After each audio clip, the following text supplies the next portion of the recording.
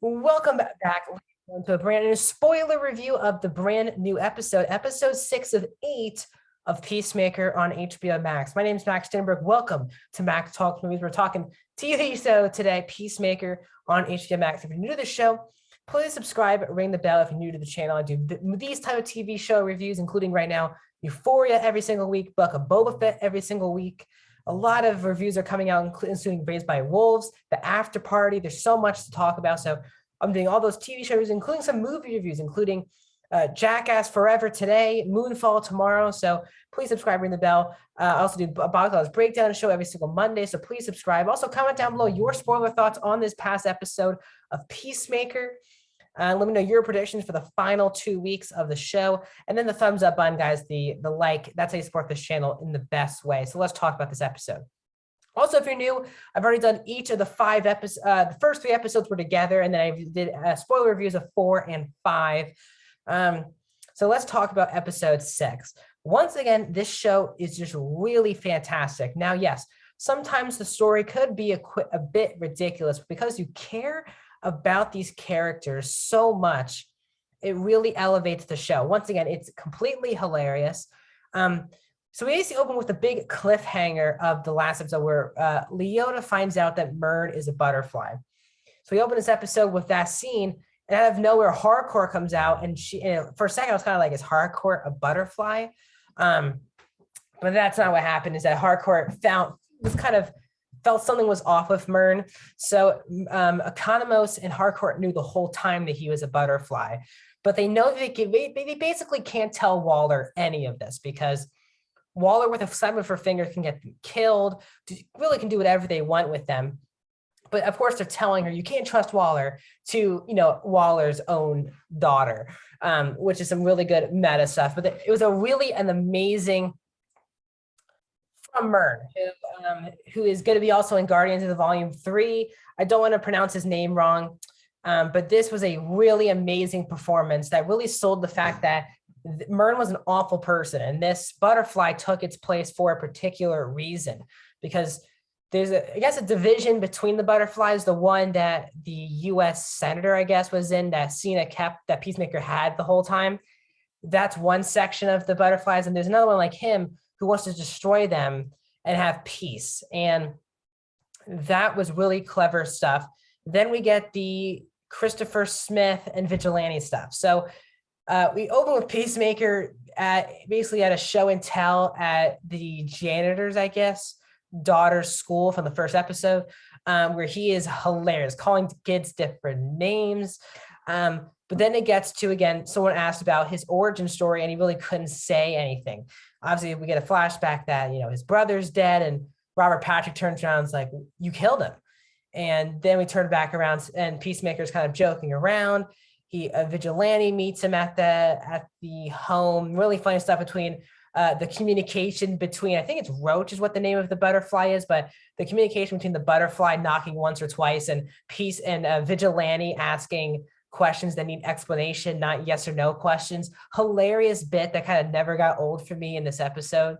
But this then sets up that basically the detective got Robert Patrick out of prison and they're going after Peacemaker. And Mern learns of this because Mern's friend, who became the new captain, was not aware of this. So they're going after Peacemaker.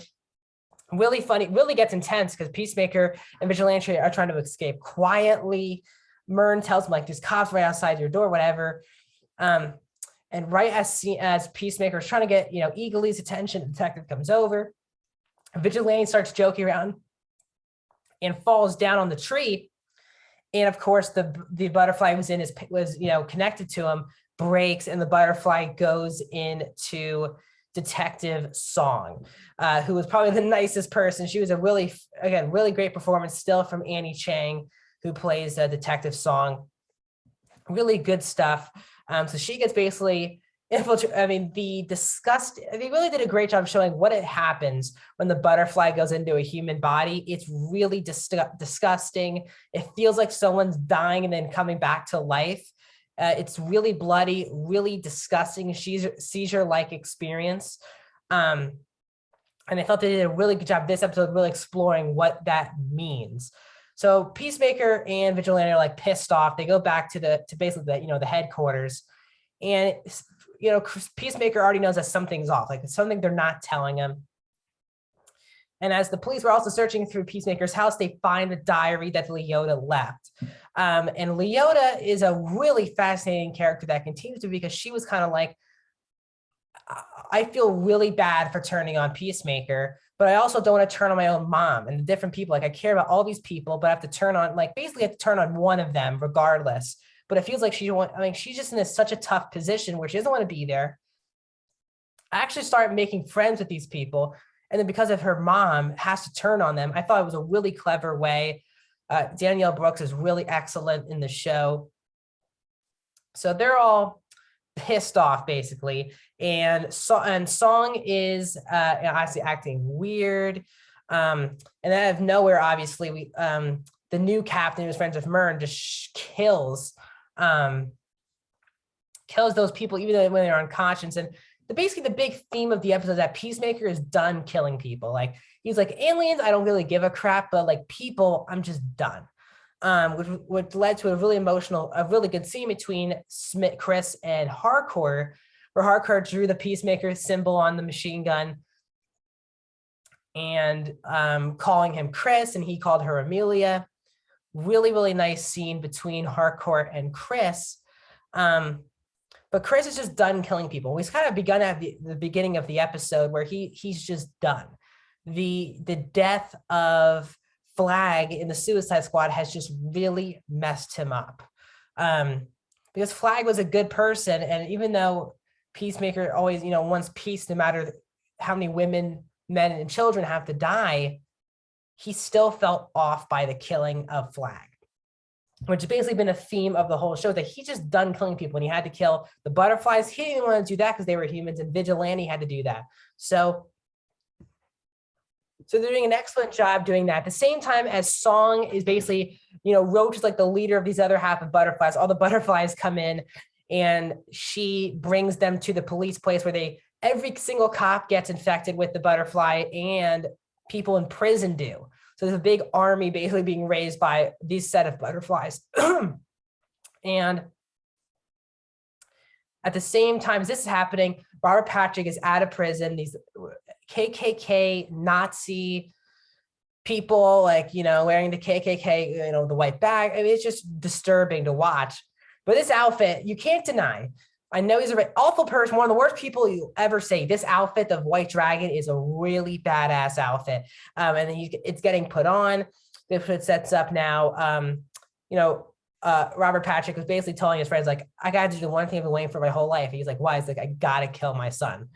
He's like, about damn time. So not just Peacemaker is screwed by the cops. Now it's not even the cops. Now it's the butterflies, Waller, and his own dad trying to kill him. And it sets up for a really action-packed next 2 weeks here on the show, because this was a really good episode, really establishes the story. Peacemaker's just really hurt. What happened to him in his origin story was really hurt that his dad just doesn't give a crap about him and wants to kill him. And he's just done killing people. Like, it just affected him. The Vigilante Christopher Banter is fantastic. The group of characters are always really great. Seeing Song be a butterfly makes total sense. It sets up for a highly packed episode when the butterflies are going after him and Augie is going after him, which sets up for, again, a really amazing next 2 episodes. I really cannot wait. Gunn wrote and directed this. He wrote every single episode, but he came back to directing this episode. I literally love this show. A complete pleasant surprise, because I was excited for Peacemaker, but I wasn't like, I really need a Peacemaker show. But James Gunn continues to prove people wrong. He is just he's just one of my favorite directors working today. So I'm loving the show, the violence, the comedy, the characters, the performances are off the charts across the board. So that's my thoughts on episode 6 of Peacemaker. If you're new to the channel, subscribe, ring the bell. I'll be back every single Thursday, the next 2 weeks, the next 2 Thursdays, giving you my spoiler reviews. As my upcoming reviews is later tonight, or maybe tomorrow. It'll be you'll get reviews of Jackass Forever, Moonfall for sure tomorrow. as well as some other TV shows. Box Office Breakdown Show will be back on Monday. Euphoria review will be on Monday. The season finale of Book of Boba Fett is on Wednesday, and we're back here with another Peacemaker spoiler review. So please come back to the channel, and I'll see you guys.